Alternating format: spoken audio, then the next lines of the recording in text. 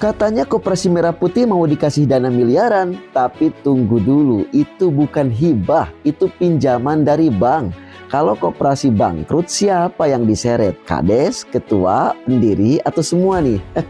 Ingat ya, status dana bukan hibah, tapi pinjaman. Dana dari pemerintah disalurkan lewat bank dalam bentuk plafon pinjaman koperasi. Artinya koperasi berutang ke bank dan wajib mengembalikan, lengkap dengan bunga dan jadwal angsuran. Nah, pertanyaannya, siapa yang bertanggung jawab jika koperasi gagal bayar? Simak baik-baik ya.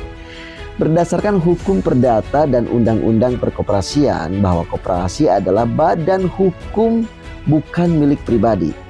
Tanggung jawab hukum bukan otomatis pada kades, tapi pada pengurus koperasi aktif sesuai AD/ART. Namun jika ada indikasi penyalahgunaan dana, bisa terjadi pertanggungjawaban pidana atau perdata pribadi. Ketua, sekretaris, bendahara, atau pengurus aktif ya. Pendiri dan penjamin, jika mereka terlibat langsung dalam perjanjian pinjaman. Kepala desa, jika secara formal ikut menandatangani surat jaminan atau surat dukungan hukum atau administrasi ya. Jadi semua pihak yang terlibat aktif dalam pengambilan keputusan, pencairan, dan penggunaan dana berpotensi ikut bertanggung jawab secara hukum jika koperasi gagal bayar dan tidak akuntabel. Jadi apa solusinya dong?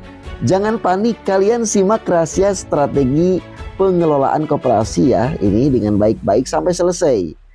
Nah, pertama tentu perlu rencana bisnis yang jelas dan terukur atau bisnis plan. Hitung kapasitas produksi lokal, apa potensi desa itu. Lihat kebutuhan pasar, apakah produk ini akan laku atau tidak nih. Tentukan berapa biaya pokok produksi dan estimasi untung rugi. Kemudian gunakan prinsip akuntabilitas. Catat semua arus kas ya, masuk dan keluar.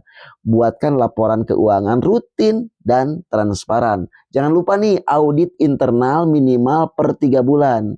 Dan tak kalah pentingnya nih ya, kelola pinjaman dengan prinsip risiko minimal. Jadi kalian harus belajar manajemen risiko.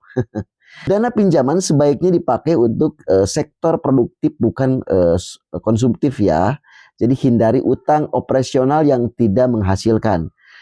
Bangun usaha berbasis potensi lokal, ini yang penting. Kompetensi pengurus juga menjadi sangat penting di situ ya, untuk dilatih secara terus-menerus. Dan jangan lupa libatkan semua anggota. Rencanakan usahanya